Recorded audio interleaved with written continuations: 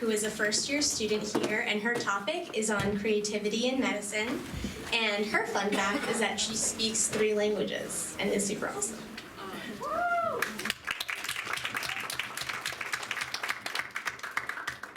Thank you, Mohima. That was a heavy topic. Let's move it on to something a little bit lighter, creativity in medicine. Thank you all for being here today, both the audience and the judges. I have a question for you all. Raise your hand up high if you believe that you are creative. See some more hands raised if you believe there's even one itty-bitty creative bone in your body.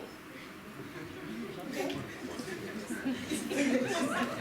For the rest of you whose hands weren't raised, there's likely something that happened when you were a child. You got categorized into creative types and non-creative types. This was a process that happened subtly, perhaps with Jimmy, who sat next to you in art class making fun of your drawing. Then Julia grabbed it out of your hand, ran around to the whole class, who promptly burst out laughing. You went home, grabbed all of your art supplies, took them out back, and burned them. When we hear the word creativity, it's typically associated with spontaneity. Creativity is much more than spontaneity, in fact. There's a structured process that one can follow in order to maximize the chances of being creative. I want everybody in this audience to know that you are all creative, and I hope I can convince you of that moving forward. This process that helps us be creative is called the ideation process. It has 4 phases, starting off with the discovery phase. In this phase, one researches exactly what the problem is that needs to be solved by spending time talking with people in order to gain a deep understanding of how the problem affects the lives of your future users. Assumptions that one makes about the problem are frequently burst during this stage because the overall goal is to empathize with those affected by the problem.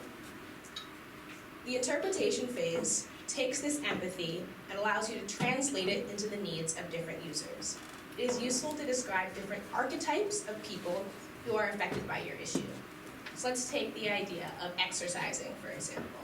There are people who like to be led in exercise. There are people who really enjoy creating their own exercise routine. And then there are people who are perhaps a bit self-conscious and like to exercise at home. By empathizing with these archetypes, we're able to understand the constraints that are relevant to developing a successful solution to help people exercise more. This empathy also allows us to construct a problem statement that can be used during the ideation phase. This phase is best completed with several different people involved, a clearly defined problem statement, and some snacks. Come up with as many ideas to solve your problem as possible, as the idea here is to go for quantity of ideas over quality. Carefully record each one, including all of the wild and wacky ones.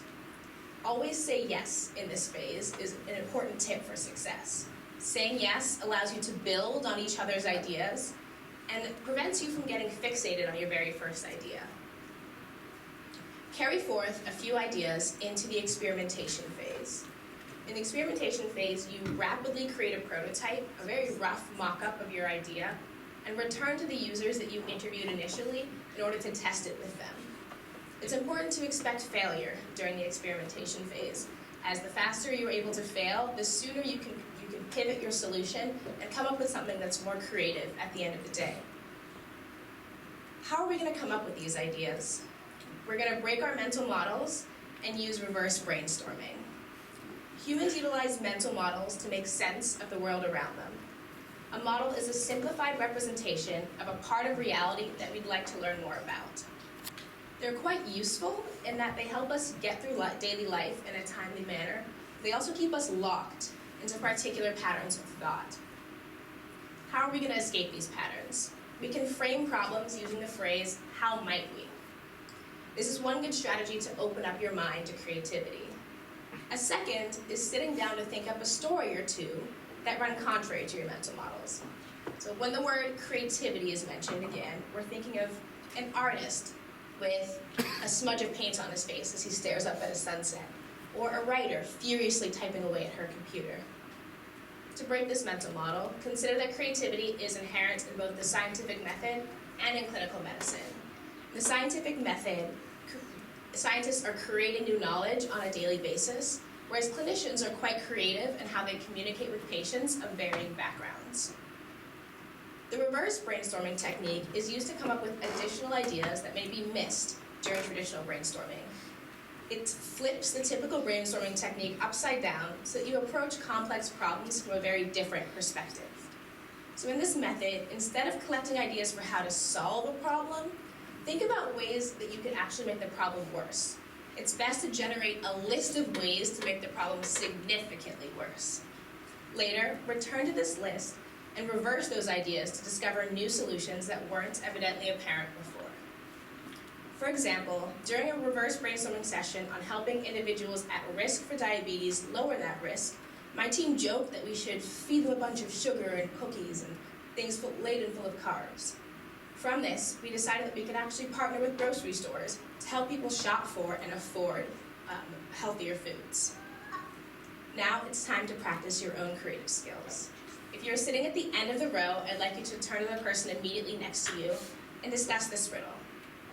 I left my campsite and hiked south for 3 miles.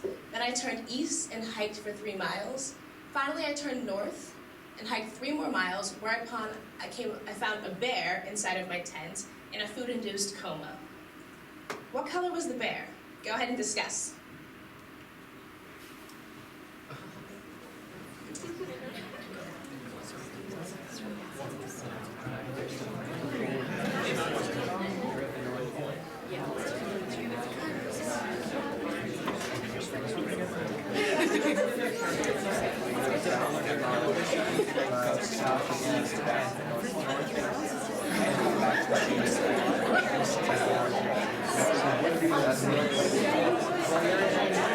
Solid. Does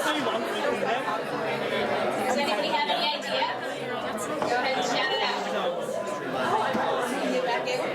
Yeah, exactly, I heard it right there. So the only place that it's possible to walk this path and end up right back where you started is at the North Pole.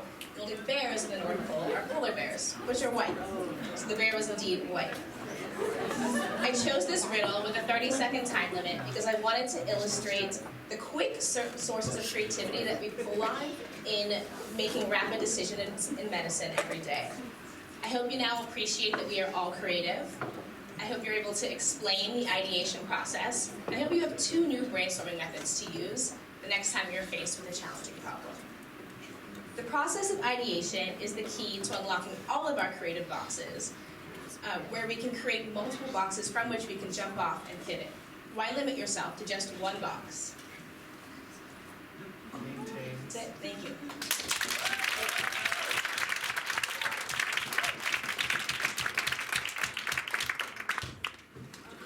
Thank you so much for that, and thank you for calling me creative. That was like a real, made my day, week, year maybe even. So just turning to the judges, Dr. DeLister, do you have any feedback? Or Dr. Rose? Before you all start, I actually have little reminder cards for tips on how to be creative. Oh.